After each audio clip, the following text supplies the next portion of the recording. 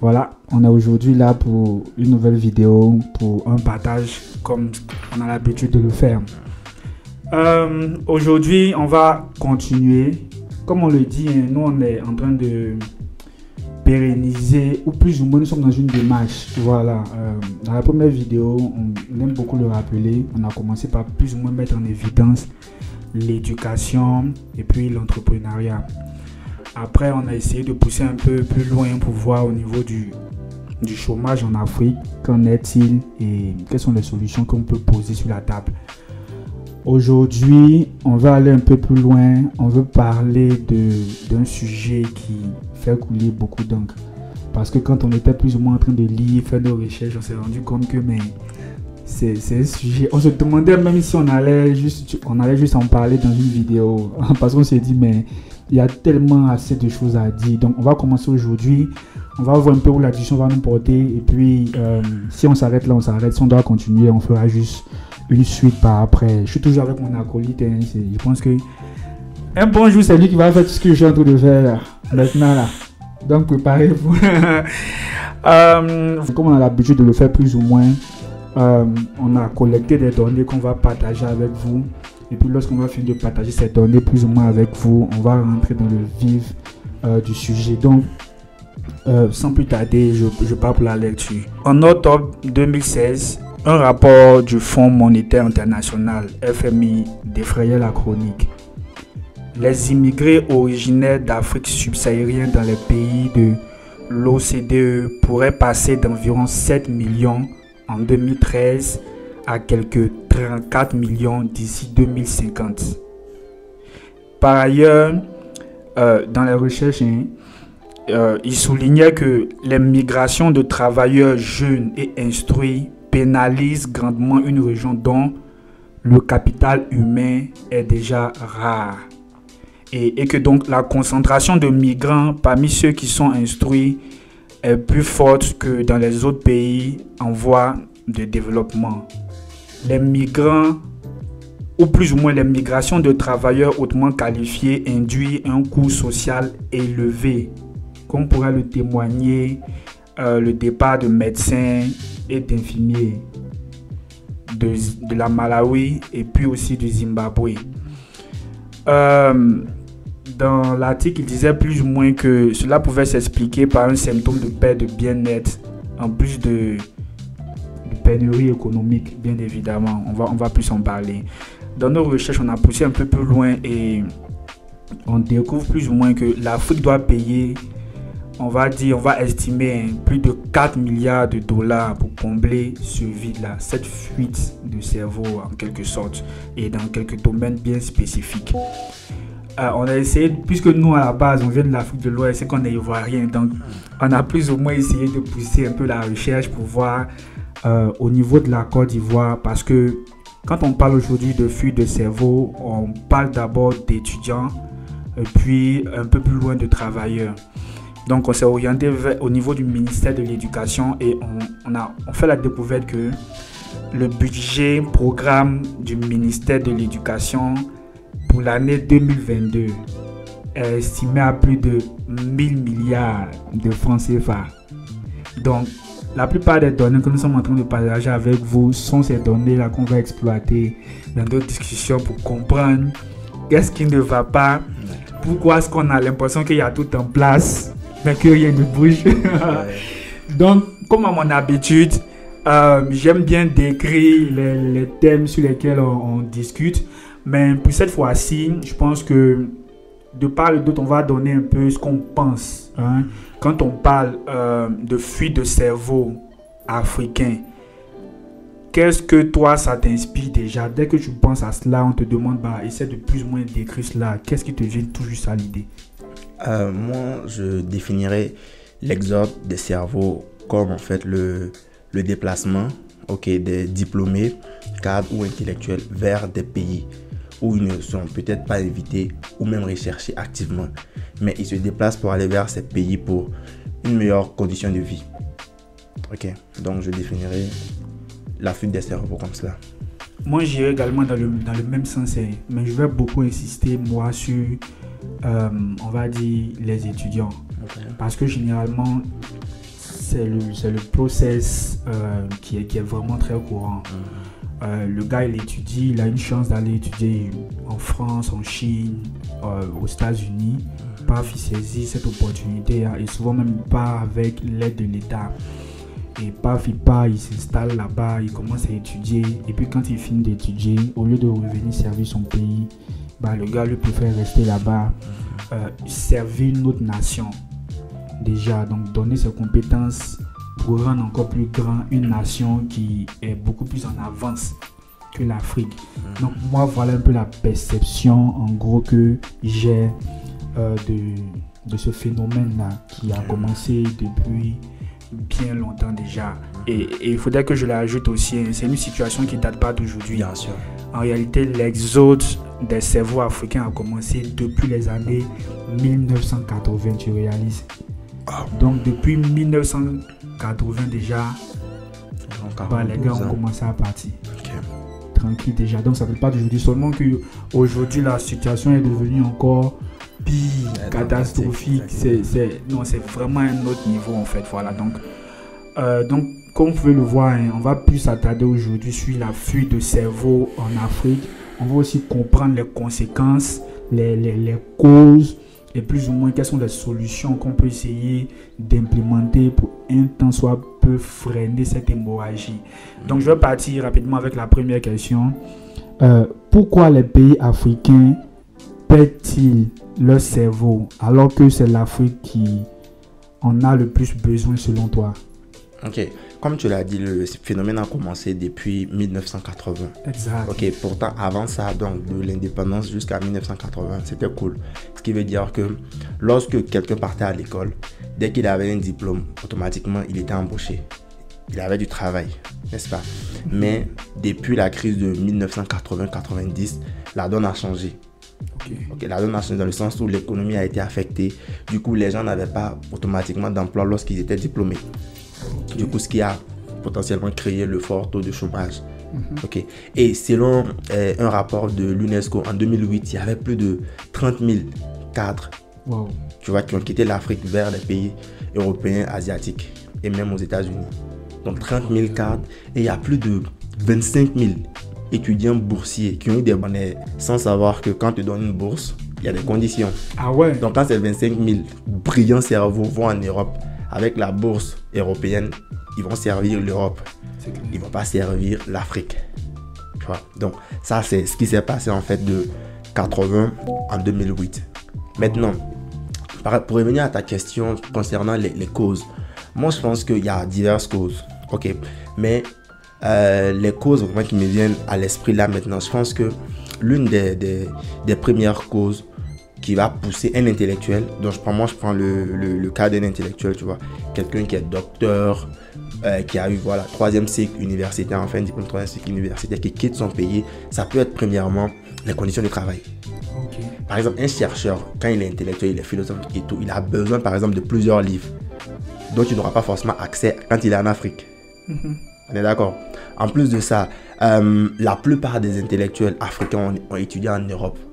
Donc c'est comme un chercheur, même un intellectuel, pour être confirmé, il doit avoir l'aval en fait, tu vois, par exemple l'Académie française, de ces hautes institutions là en fait. Donc il y a cette sorte de matrice qui fait que le mec, même si les conditions de travail sont pas, quand on compare, là-bas c'est mieux qu'en Afrique, on est d'accord, en termes de conditions de travail, mais il y a plusieurs choses aussi qui vont le motiver à partir, cette validation peut-être, tu vois. Donc pour lui, moi je pense que pour le chercheur, ça peut être les conditions de travail, parce qu'il veut pousser sa recherche plus loin, même pareil pour un docteur, tu vois, un médecin par exemple, s'il veut développer en fait des solutions contre le cancer ou contre plusieurs autres maladies, il a besoin d'outils dont il n'a pas accès quand il reste par exemple dans son université Félix Houphouët-Boigny en fait en tant que chercheur.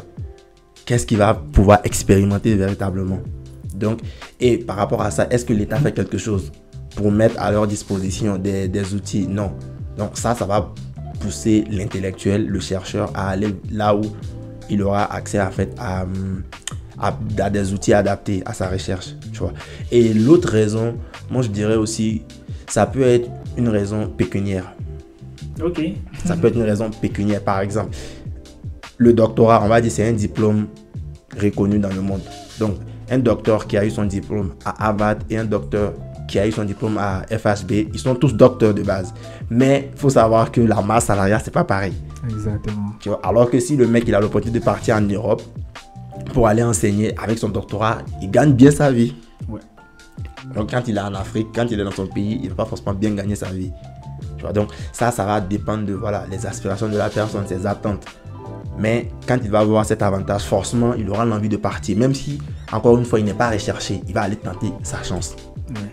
Parce qu'il s'est dit que c'est pas normal. J'ai fait 7 ans, comme peut-être mon ami qui est parti, tu vois, en France, il a eu son doctorat, il est professeur en France. Moi, je suis professeur en Côte d'Ivoire, peut-être, je dis n'importe quoi. Hein. J'ai 1 million. Le mec là-bas, il a 2 millions, il a 3 millions. Les vacances, il vient en Côte d'Ivoire, il vient nous narguer. Donc, lui aussi, il va se dire, ok, ça va, les conditions de travail, c'est pas ça. Ok. Et moi, la troisième raison que je pourrais donner pour la fuite des cerveaux, que ça soit intellectuel, même étudiant, ça va être en fait les préoccupations politiques. Ok. Nous, nos chefs d'État et les intellectuels ne s'entendent pas toujours. Il faut qu'on se le dise clairement. Parce qu'un intellectuel, c'est quelqu'un qui ne va pas forcément accepter tout ce qu'un politicien fait. Ouais. Il va prendre la parole, il va dire des choses, il va créer son parti politique pour ceux qui sont intéressés par la politique, mais il va se faire entendre.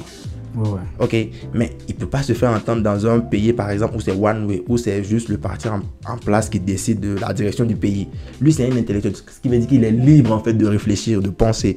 Mais il n'aura pas cette liberté de penser, ce qui fait que généralement, la plupart, ils quittent l'Afrique en fait, ils quittent leur pays, ils vont dans d'autres pays et ils continuent à dénoncer. Ah ouais. Donc lui en fait, c'est pour des raisons politiques. Du coup, il y a plusieurs intellectuels qui sont des exilés politiques. En vrai. Ouais. Mais c'est pas parce qu'il voulait partir, mais pour atteindre son objectif, pour réaliser sa mission, il doit quitter son pays. Donc il devient à la base un cerveau qu'on perd, mais pour des raisons politiques. Donc, moi je pense que ce sont ces 3 véritables raisons qui font que les cadres, les diplômés, même les étudiants en fait ne retournent pas au pays. Je pense que ces conditions-là expliquent pourquoi le taux, tu vois, l'exode des cerveaux a vraiment pris un tournant dramatique, comme tu l'as dit, de 80 jusqu'à maintenant. Je pense que tout ce que tu viens d'énumérer, hein, c'est vraiment très pertinent. C'est vraiment très pertinent. Mais je vais me forcer quand même d'ajouter 2 ou 3 choses. Je dis d'abord que on vit tous dans une société globale. Et pour moi, il y a ce qu'on appelle tricher de façon positive. Tu vois, pour moi, il y a la tricherie positive, puis il y a la tricherie négative. La tricherie négative, pour moi, consiste à prendre tout ce qui est vraiment mauvais et puis vouloir l'adapter à notre pays ou à notre espace personnel même. Moi, la tricherie positive, c'est de s'asseoir à un moment donné, puis de jeter un coup d'œil sur tout ce qui se passe autour de nous et puis de pouvoir cibler les zones dans lesquelles ça marche pour les autres. Et puis ensuite, utiliser cela, adapter cela à notre système, à nos réalités, à notre société, et puis voir un peu comment est-ce que les choses vont progresser. Je sors un peu de l'histoire de l'Afrique, et puis je vais un peu au niveau de l'Asie. Ce fut un moment où cet exode-là était massif, surtout au niveau de la Chine. On va dire de la Chine, le Japon, tout, mais surtout au niveau de la Chine. Et ils envoyaient beaucoup d'étudiants aux États-Unis pour étudier des compétences qui allaient leur servir aujourd'hui. D'accord. Tu vois. Donc, au bout d'un moment, ils se sont assis, ils se sont dit, mais bon, tiens, comment est-ce qu'on peut organiser la chose? Comment est-ce qu'on peut structurer la chose? Comment est-ce qu'on peut faire asseoir une vision assez futuriste de là où on a envie de partir, de ce qu'on a envie d'être comme nation, des domaines dans lesquels on a vraiment envie d'être, vraiment envie d'exceller, si je peux m'exprimer ainsi. Tu vois. Et quand ils sont arrivés à ce niveau-là, ce qu'ils ont fait, c'est après avoir ciblé, d'envoyer les jeunes, comment on appelle ça, aux États-Unis. Mais en même temps qu'ils envoyaient ces jeunes aux États-Unis, il y avait certainement un suivi. Bien sûr. Un suivi assez incroyable. Ce n'était pas, ok, d'accord, il vient, le gars, s'il vient, il demande de l'aide, tout et tout, il part, et puis ni vu, ni connu, aucune traçabilité, rien, absolument rien, il est livré à lui-même, il se débrouille là-bas. Non, pas. Mais c'était vraiment c'était au cœur, en fait, de leur politique en ce moment-là, tu vois, un peu. Donc, comment, je suis sûr, hein, je n'étais pas là-bas, je ne maîtrise pas vraiment l'histoire, mais je sais que pour qu'un bon nombre de Chinois puissent rentrer au pays, ils ont été vraiment conditionnés de sorte qu'ils se sont dit, mais voici les raisons qui me poussent à aller et je dois vraiment revenir parce que je suis pertinemment sûr qu'en revenant, j'apporte un plus à mon pays, j'ai de la valeur, je suis plus ou moins écouté. Et voilà un peu en fait le style dans lequel je pense que beaucoup de nations ont évolué pour pouvoir se construire. Donc moi je me suis dit, à un moment donné, on a essayé, beaucoup de pays africains ont essayé cette démarche-là. Mais je pense qu'à mon niveau, à mon humble avis, le hic a été au niveau du suivi. Je pense aussi. Aujourd'hui, est-ce que l'État de Côte d'Ivoire, par exemple, peut dire on a tel nombre de jeunes dans tel nombre de pays pour étudier tel nombre de choses qui vont nous servir, si même encore on a une vision futuriste pour les peut-être 10 années, 20 années même à venir, même d'abord. Tu vois, un peu pour dire, on a pu les envoyer là-bas, ils ont fini d'étudier, ils rentrent. Et c'est ceux qui peuvent rentrer parce que la traçabilité est vraiment impeccable. C'est ceux qui peuvent rentrer et c'est ceux qu'on peut leur garantir le minimum. C'est-à-dire qu'on ne demande pas quelque chose de vraiment extra, mais c'est ceux qu'on peut leur garantir quand même un certain minimum. C'est ceux qui peut se fondre dans la masse et c'est ceux qui peuvent répondre aux défis pour lesquels on a bien voulu financer leur étude ou bien financer leur recherche, etc. Donc moi je pense que ça, c'est la principale cause qui fait que la plupart des pays africains perdent leur cerveau. Ça, c'est vraiment ça. Après, moi, je vais aller vraiment au tic au tac. Je vais être vraiment franc. Après, je pense que c'est la mauvaise gouvernance aussi qui fait que quand bien même que ces étudiants, ces travailleurs, ces chercheurs partent, ils n'ont vraiment pas l'envie de revenir. Pour moi, c'est ça. C'est vraiment cette mauvaise gouvernance-là. Parce que la plupart, et ça, je suivais un documentaire où il disait que dans tout le monde entier, le sol africain regorge la plupart des guerres, des conflits dans le monde entier. C'est-à-dire, si par exemple, on réunit tout le monde entier, puis on dit, ok, durant toute cette décennie-là, ou bien même durant tous ces différents siècles-là, on a eu 10 guerres. On va approximativement trouver 4 ou 5 en Afrique. Donc, cette instabilité-là en Afrique ne nous donne pas l'envie ou bien ne donne pas l'envie aux personnes qui partent étudier ou qui partent faire de la recherche de revenir. Parce que même quand ils reviennent et qu'ils veulent prendre des initiatives, après, ils ne sont pas dans un climat propice. C'est ça. Pour qu'ils puissent vraiment travailler comme il se doit. On n'est pas encore arrivé à cette stabilité où on peut se dire, ok, on est là, on est stable, c'est vrai, on a des divergences, mais on arrive quand même à partager ces divergences, à se comprendre mutuellement, pas nécessairement aller dans des délits de guerre, dans des délits de guerre, en fait, voilà, de guerre, tu vois, un peu. Et puis là où je te rejoins, c'est au niveau des avis politiques aujourd'hui. Qu'on le veuille ou pas, on est tous obligés d'être quelque part, d'avoir une position. Et quand tu as cette position déjà, c'est comme si tu es tatoué, c'est comme si cette position est gravée sur toi en fait. Elle te suit partout, que ce soit les conséquences ou bien les conséquences négatives ou positives, ça te suit carrément dans toute ta carrière. Donc pour moi, je pense que c'est cette maturité auquel l'Afrique doit aspirer pour ne pas perdre en partie, on va dire, ses cerveaux en fait. On va plus développer.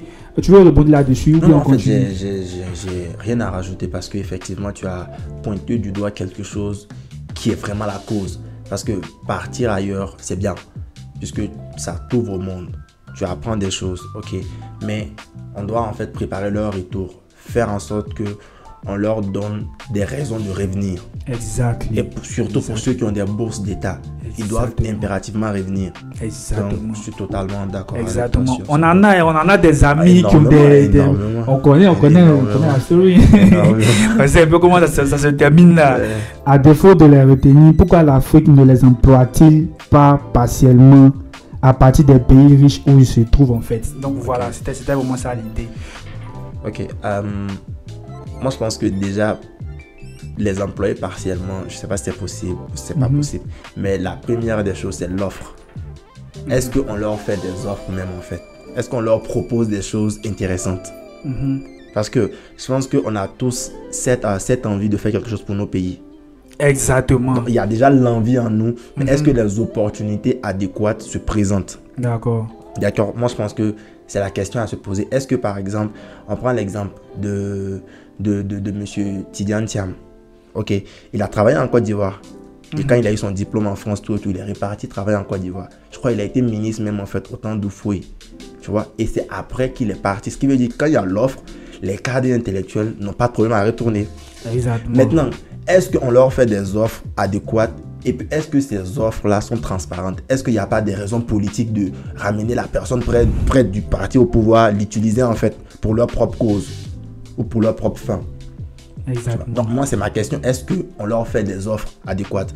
Parce que je pense que s'il y a des offres, la personne va rentrer. En prenant un exemple très clair en fait. Moi, bon, j'ai jamais appliqué pour un stage en Côte d'Ivoire déjà.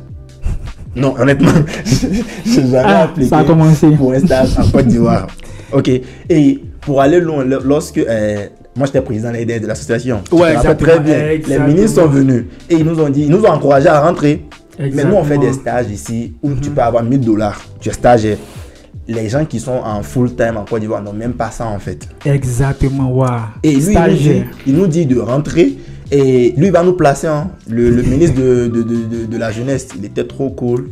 Ok, il a dit, il va nous placer et tout. Maintenant, on lui a demandé, ok, on rentre au pays. Il a dit, on paye nos billets d'avion déjà.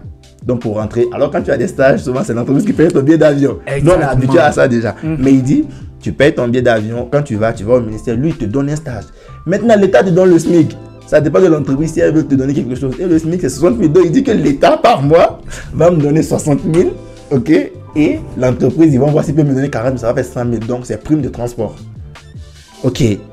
Pour quelqu'un qui n'est pas sorti, ça semble normal. Mais pour moi, ça ne semble pas normal. Du tout. C'est impossible que je rentre, tu vois, dans ces conditions-là, en fait. C'est no way. Et on a été honnête, on lui a dit que, mais en fait, nous, on ne peut pas rentrer dans ces conditions-là. Du tout. Et de plus, quand tu appliques pour des jobs en Côte d'Ivoire, il y a une grille de salaire. Il y a une grille de salaire, en fait. Donc, si ton trop payé, c'est 500 000. Alors qu'en tant que stagiaire, tu prenais ça déjà. Du coup, il y a ce truc de l'offre n'est pas vraiment attirante. C'est pas une offre qui va, moi, me pousser de ma propre expérience à rentrer en Côte d'Ivoire. Je suis d'accord. Tu es d'accord avec moi? Non, donc, moi, je pense qu'on ne leur fait pas des offres qu'il faut. Et même ceux qui rentrent, on ne travaille pas dans le public. On va se diriger vers le privé. C'est clair. Tu vas aller travailler pour une multinationale qui est basée en Côte d'Ivoire. Exactement. Ok, mais tu ne vas pas travailler pour l'État. À part si ceux qui rentrent et puis ils ont des relations, parce que ce n'est pas qu'ils ont des relations, ils travaillent dans les ministères, ils vont avoir de bonnes payes et tout. Mais c'est ça en fait. On ne leur fait pas des offres qui les intéressent. Ok, sinon, je pense qu'il y a l'envie.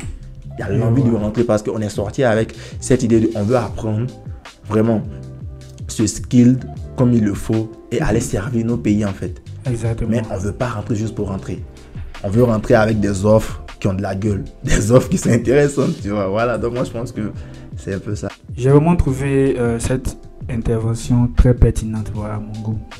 Et si moi j'ai quelque chose à ajouter là-dessus, moi je dirais tout simplement que, à mon humble avis, il n'y a pas vraiment de communication entre les expatriés ou plus ou moins ces personnes qui partent entre eux et puis la plupart de nos gouvernements. Il n'y a vraiment pas de communication. C'est comme s'il y avait un gap en fait, qui fait que on découvre souvent ces personnes-là qui servent d'autres patries quand ils font des exploits.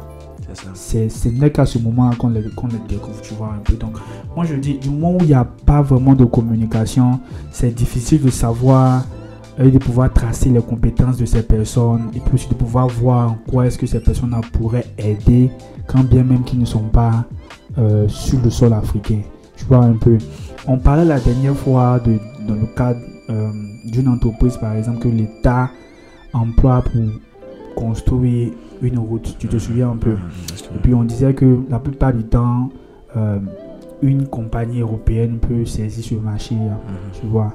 Mais imaginons tant soit peu qu'il y avait vraiment une communication entre ces personnes qui vivent à l'étranger, qui sont vraiment smart, qui ont été formées aussi à la même école que ces structures-là, tu vois. Donc je me disais tant soit peu que s'il y avait une communication, ça allait vraiment faciliter la chose, puisque il y a une chose aussi que je voulais souligner, by the way. Pour ce bon nombre d'Africains qui vivent en Europe, en Amérique, on connaît la culture africaine, on pense à la famille. Et je lisais récemment un document où les sommes que les étrangers africains à l'extérieur, en Occident, envoyaient à leur famille dépassaient souvent l'aide que certains États apportaient à ces différents pays africains. Tu vois un peu le taux. Donc, imagine un peu le paradoxe.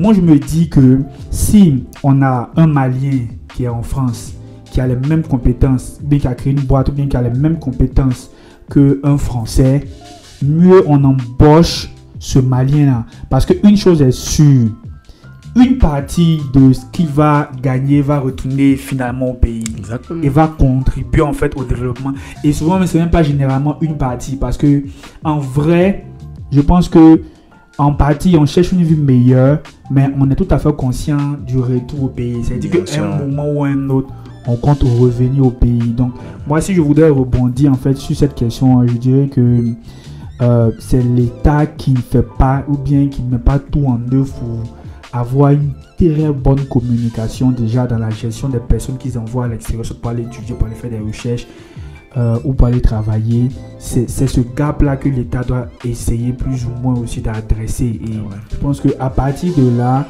avec une très bonne communication, les personnes vont naturellement revenir. Ils ne vont pas revenir dans leur patrie pour se lancer encore, pour se sentir comme s'ils allaient à l'aventure. C'est ça. Tu vois, moi, ma première expérience en 2019, quand je suis retourné en Côte d'Ivoire, je me suis senti un peu comme un étranger. Oh, ok. Surtout dans le domaine de la recherche de l'emploi. C'était un peu comme si, mais de base, on n'est dans aucun réseau quand on retourne là-bas. Exactement, oui. Donc, on a perdu en fait les réalités du moment. Tu vois. Et donc, c'est difficile. Et puis, les personnes qu'on vient trouver ont cette manière, cette connotation ou bien cette image qui nous colle là.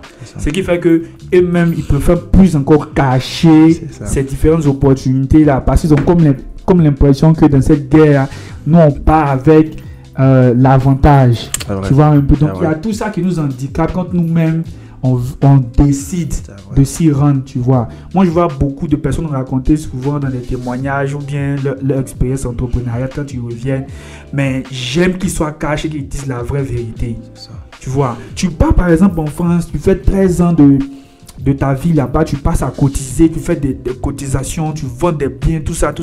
Et puis maintenant, après, tu reviens entreprendre en Afrique. Mais dis-nous que ça s'est passé comme ça, que ça a été vraiment difficile pour toi, que tu as vraiment pris le temps d'entreprendre pendant plus de 12 ans, 13 ans, avant de décider de revenir au pays. J'aime pas faire croire aux gens comme ça que c'est aussi facile de quitter un endroit là où tu sens quand même une certaine paix, une certaine stabilité financière, sociale, etc. Et puis revenir. C'est presque impossible. C'est vrai. Et une des raisons encore que je voudrais ajouter là-dessus, on est toujours africain. Il y a cette perception-là de lorsque je suis africain et que je pars me réaliser, la société africaine me regarde avec un œil du genre, bah ok, celui-ci il est venu, quelles sont ses réalisations? C'est ça. Donc tant que j'ai pas encore de réalisation, quelque part ça me pousse pas à rentrer. C'est vrai. Je préfère même encore rester là-bas. C'est vrai que je serais comme, on pourrait m'ajouter au nombre des personnes qui sont parties. C'est vrai, on pourrait le faire, mais ça c'est une raison fondamentale. Ou encore on se dit, bah, je dois arriver à un certain point où je dois rendre fier ma famille. Quand je rentre, je dois pouvoir retourner ce que ma famille a pu investir en moi. Donc tant que je n'atteins pas ce niveau de ma vie, j'ai bien envie de rester là où je suis. J'ai aucune envie de revenir dans mon pays natal pour contribuer. Et pour rebondir un peu sur ce que tu avais dit, c'est aussi, parlons même un peu de ça, cette histoire de masse salariale, de cette histoire de salaire. Parlons vraiment de ça. Prenons cette hypothèse-là, tu vois. Dans notre exemple, on vient ici, on est dans une université, et ça c'est peut-être peu, peut-être dans d'autres universités c'est encore high, c'est encore, tu vois, c'est encore d'autres délits. On vient ici, on nous dit que la scolarité c'est 4 000 $. Tu vois, donc 4 000 $ multiplié par presque 3 ans et demi ou 4 ans. Tu fais le compte, tout et tout. Frère, après ça, pour être honnête, tu vas pas au pays pour dire que tu pars à la voiture, frère. Bien sûr. En fait, c'est loin même de dire tu pars au pays. Toi, tu veux rentabiliser cet investissement que tes parents ont fait, en fait. Et le temps que tu as passé à apprendre, à devenir, on va dire, si tu veux être employé, l'employé modèle, l'employé qui va avoir un impact. Exactement. Parce que toi, tu ne vas pas être juste là, je vais au bureau pour aller au bureau. Pas du tout. Donc, tes attentes changent. Exactement. Tes attentes changent. Et toi, tu n'auras pas ce truc de je veux rentrer au pays pour rentrer au pays. Surtout, tu l'oublies en fait. Tu rentres au pays avec un plan. Qu'est-ce que j'apporte au pays, mais qu'est-ce que le pays m'apporte? C'est ça en fait. Ce qui fait que, si, par exemple, si je reste ici au Rwanda, je vais travailler pour une entreprise, ils vont me payer $1000, ok, en tant que stagiaire. Alors que je vais en Côte d'Ivoire, ils vont m'appeler peut-être manager, whatever, ce que tu veux. On me donne 200 000. Frère, je vais pas partir. Non, c'est un frère, je vais pas partir. C'est vrai, j'aime la Côte d'Ivoire, mais je préfère rester ici. Je prends mes $1000, j'envoie 100 000, 200 000 à mes parents, on est bien. Tranquille. Mais il y a ce truc, nous, on fait ces calculs. Parce que les codes ont changé, en fait. Par contre, si j'étais resté en Côte d'Ivoire, si on me donne 300 000, 400 000, c'est très bien payé en Côte d'Ivoire. Mais le fait que je sois sorti, que j'ai connu d'autres choses, mes attentes changent drastiquement. Et les entreprises ne sont pas prêtes pour ça, en fait. Ce qui fait que même quand tu appliques, nous, on veut savoir combien tu vas me payer d'abord, en fait. Nous, on n'applique pas et puis à la fin, tu vas me dire non, on veut savoir qu'est-ce que tu as à offrir. Parce que moi, quand tu fais ton job description, tu sais ce que moi, je vais t'offrir déjà. Mais moi, je ne sais pas ce que toi, tu m'offres. Exactement. Ça, je veux la transparence sur ce truc de qu'est-ce que tu m'offres aussi. Et généralement, ce qu'ils offrent, par rapport à ce que nous, on va proposer, on ne veut pas partir. Pas faux. Donc, l'offre, encore une fois, n'est pas attirante. C'est attirant ailleurs. Quand ça sera vraiment attirant là-bas, on va partir. Je suis vraiment d'accord. Un point, puis on rebondit sur un autre point, puis c'est tellement on va terminer. Au passage, il y a un danger aussi qu'on n'a pas vraiment vu venir, en fait. On n'a pas vraiment vu venir ce danger. Et si on ne fait pas attention, au lieu que l'Afrique progresse, elle va encore plus regresser. Il est arrivé un moment de l'histoire où certaines nations ont commencé à vieillir. L'exemple typique, c'est le Canada. Et qu'est-ce qu'ils ont voulu faire? Ils ont voulu faire en sorte de faciliter l'accès au Canada pour permettre aux gens de boucher en fait le manque. Parce que vraiment l'offre était vraiment alléchante. Puis il y avait vraiment de l'offre, tout ça. Donc qu'est-ce qu'ils ont fait? Ils ont mis un système d'immigration en place.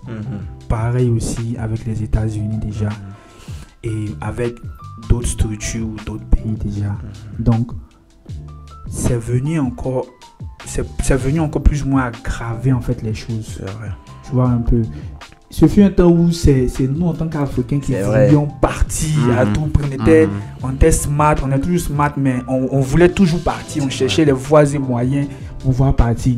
Mais on est rentré un temps soit peu dans quelque chose de vraiment sad, vraiment difficile pour moi-même à imaginer, où c'est des gars qui venaient piocher. C'était un peu comme un magasin. Exactement, bien où sûr. les gars venaient et disaient vous venez par ici, on prend telle chose, on prend telle personne, il est smart, il va faire notre affaire, puis paf, le gars sort du magasin, un autre, et ça a accéléré. Et moi je dis que à ce niveau, nos différents États n'ont rien fait à partir de ce niveau-là pour freiner cela. C'est vrai.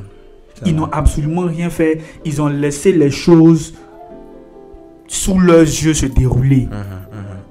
Et maintenant, ils commencent à estimer que on est dans une histoire où c'est un vol, il y a une fuite de cerveau, etc., etc. Mais ça se passait sous vos yeux. C'est vrai. Vous n'avez absolument rien fait à ce moment pour pouvoir freiner cela, pour pouvoir arrêter cela. Donc moi, je me dis que, pour te relancer, je me dis que quels sont en fait, si tu veux, ce qu'on peut mettre en place à un moment donné pour pouvoir freiner en fait cette fuite de cerveau, cette hémorragie, pour ne pas que les choses s'empirent encore plus. Ok. Moi, je vais proposer mes solutions en fonction des différentes catégories dont on a parlé. Great. Les étudiants, les cadres et puis les intellectuels. Parlant des étudiants, nous, on a quitté la Côte d'Ivoire pour une éducation meilleure. On est d'accord? Ouais. Peut-être que tu as eu des offres pour partir dans d'autres pays. Tu as décidé de venir à ELIO parce que tu as estimé que quand je viens à ELIO, je vais avoir accès à une éducation meilleure. Une éducation dont le monde a besoin. Donc, première réforme, c'est, comme on le dit toujours en fait, restructurer le système éducatif. Ok, on revient toujours aussi. On revient toujours sur ça en fait, pour les étudiants, parce qu'on va pouvoir apprendre de base. Mais à partir, c'est difficile. Tu fais des années sans tes parents et tout. Si on pouvait avoir élu en Côte d'Ivoire, on ne serait pas venu ici. Parce que c'est une éducation de qualité. Donc, si l'éducation en Côte d'Ivoire de la 6e, du primaire jusqu'à l'université, c'est de qualité, ok, on reste en Côte d'Ivoire. Personne ne veut quitter ses parents. Personne. Donc, c'est d'abord ça, faute pour les étudiants. Et pour conséquence aussi, l'État n'aura pas à donner des bourses aux gens pour aller à l'extérieur, vu qu'on a ça au pays. Donc, ça va même diminuer ce truc de... Tu donnes la bourse à quelqu'un, tu payes de l'argent, tu dois suivre la personne et tout. Ok, donc ça, c'est la première des choses en fait. Cette bourse, attends, tu vas continuer, mais cette bourse-là même pourrait aider même les Ivoiriens sur place à perfectionner même le système éducatif. Exactement. Et à apporter ce qu'on n'a pas. Exactement. Mais pourquoi on donne de l'argent? Parce qu'en fait, l'école, c'est du business. Soyons honnêtes. L'école, c'est du business. C'est pas gratuit, c'est pas une ONG. C'est du business, tu vois, parce que tu payes de la scolarité. Donc, quand l'État te donne une bourse, l'État est en train de... Ton État enrichit la France, par exemple. C'est ce que ça signifie. Pourquoi, par exemple, si on donne 10 000 bourses par an, peut-être on paye 5 000 euros, pour 10 000 euros même, disons, par étudiant, multiplié par 10 000, ça fait 1 million, je crois. Ouais. D'accord, 1 million d'euros. Chaque année, on garde, on investit dans le système. On n'aura plus à partir. Ça, c'est l'argent qu'on gaspille. On enrichit d'autres pays, en fait, alors que nous, on est pauvres. En faisant partie des étudiants, alors que de juste fixer le problème dès la base. Mais moi, je pas. Attends, c'est intéressant ce que tu es en train de dire. Imaginons un peu ce scénario. Et moi, je pense qu'au contraire, même ce scénario va faire encore revenir les cerveaux qui étaient partis. Pendant dans le cadre de l'enseignement, on reste juste dans le cadre de l'éducation, n'est-ce pas? On sait qu'on a des experts africains qui se baladent là dans des universités, en France, aux États-Unis, en train d'enseigner. Exactement. Des gens aux États-Unis, en France, etc., etc. Si en fait tout ce budget-là amassé reste sur place, on mettait ça sur place. Du coup, qu'est-ce qu'on fait du genre? Parce que la raison pour laquelle on envoie ces gens à l'extérieur, c'est pour aller avoir cette compétence, c'est ce qu'ils vont pouvoir revenir. Mais il y en a déjà qui ont cette performance-là et ils sont africains. Donc, ils peuvent revenir et puis encore, le salaire sera... Exactement.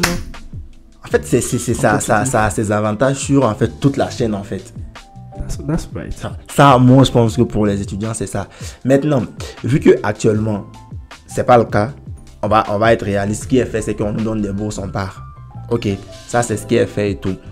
Même dans ça, il y a un truc qu'on peut faire. En fait, moi, je pense qu'on peut travailler sur une politique de retour. Ok. Une politique de retour. Parce que notre peur, c'est de rentrer et puis se sentir comme des étrangers dans notre propre pays. Ah ouais. Donc, mais est-ce qu'il y a une politique de retour?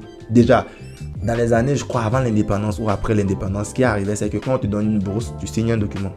Quand tu vas apprendre, tu reviens travailler pour ton pays. Tu vas travailler dans le public. Mais avant, c'était attrayant. Encore une fois, tu vas travailler dans le public pendant 10 ans avant de peut-être partir travailler dans le privé. Ça, c'était le contrat que tous les étudiants qui avaient des bourses de l'État signaient. Ce qui a marché, qui a fait qu'on ait de brillants intellectuels dans tous les pays d'Afrique francophone.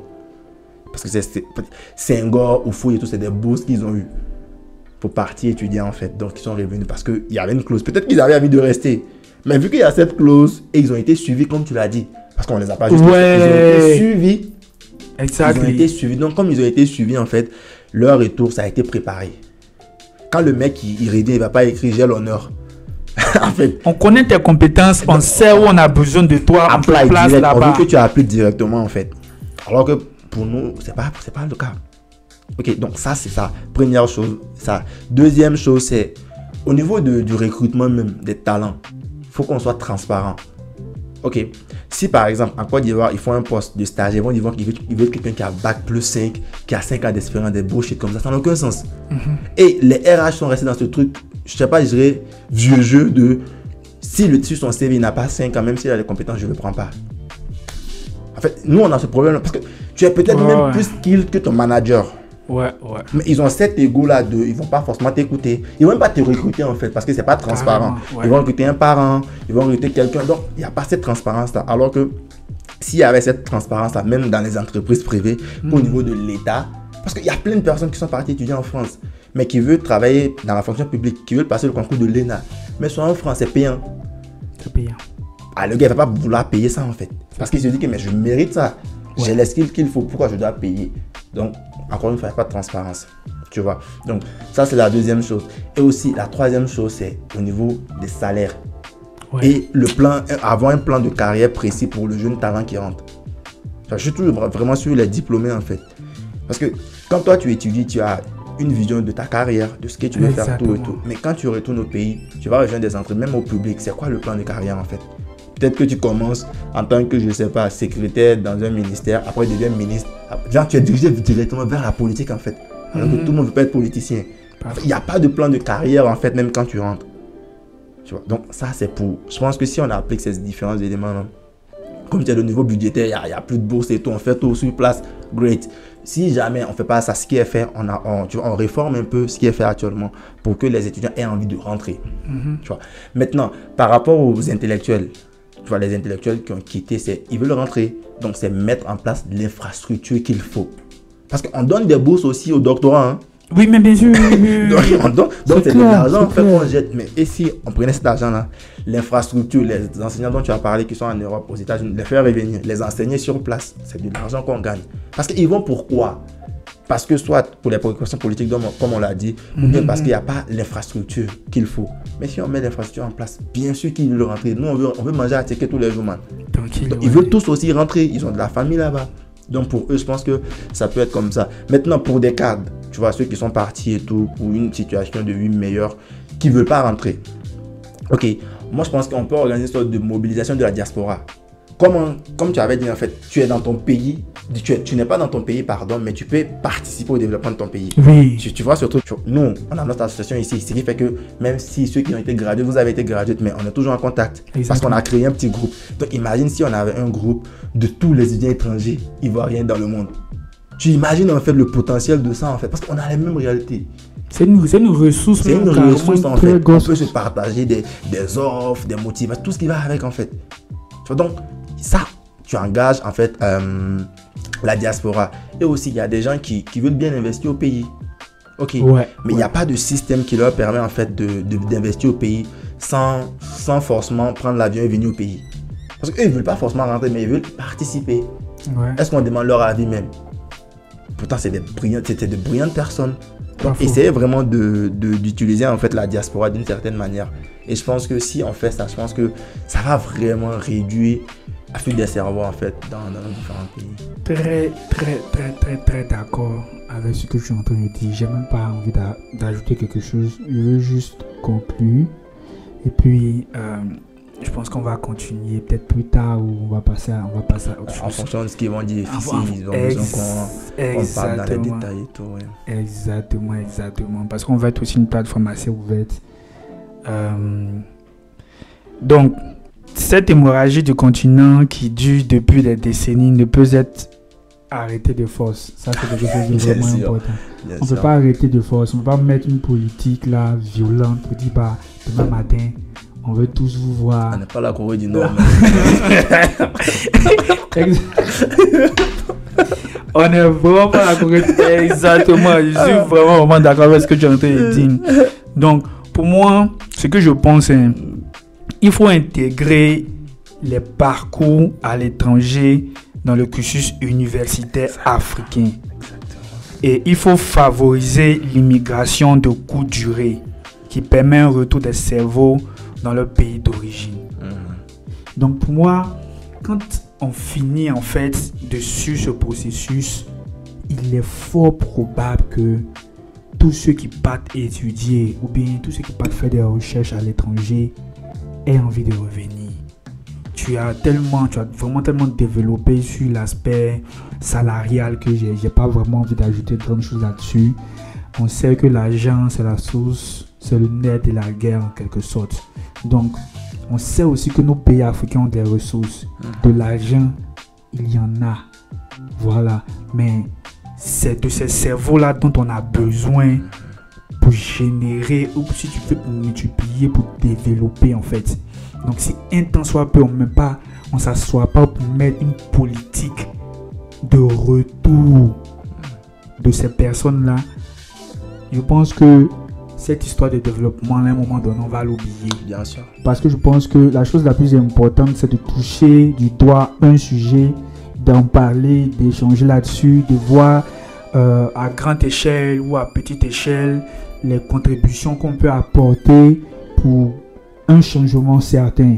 Bah voilà un peu. Donc, ce fut vraiment un réel plaisir pour moi. Plaisir partagé. Exactement, d'être là avec vous, d'échanger sur ces sujets qui sont vraiment importants pour nous en tant qu'Africains déjà. Et comme on le dit, nous déjà, on a toujours envie de retourner dans nos pays et ça se fera. Mais il faudrait qu'on sente une volonté étatique, un accompagnement réel et crédible de nos États. Il faudrait qu'ils créent un écosystème où on se dit, bah, moi, j'ai rien à envier à travailler, par exemple, en Europe. C'est quoi? Je travaille ici, les gars me donnent 4 000 $. Ok, je peux rentrer dans mon pays, travailler même pour ces mêmes 4 000 $ et apporter encore plus de valeur dans mon pays. C'est arriver à ce niveau-là. Donc, ce message-là, il est pour tous ceux qui nous regardent, il est pour nos gouvernants. Et puis on espère que d'ici là les choses vont évoluer. Voici quelques solutions que nous on peut mettre sur la table de chez vous. Si vous pensez qu'il y a d'autres solutions qu'on peut analyser, n'hésitez pas à les mettre en commentaire. N'hésitez pas à surtout réagir sur la plupart des questions, sur la plupart de nos interventions. Qu'est-ce que vous avez apprécié? Comment est-ce que vous voyez un peu la chose? Bref, si ce contenu vous fait également du bien, n'hésitez surtout pas à liker, à partager et puis à continuer la discussion.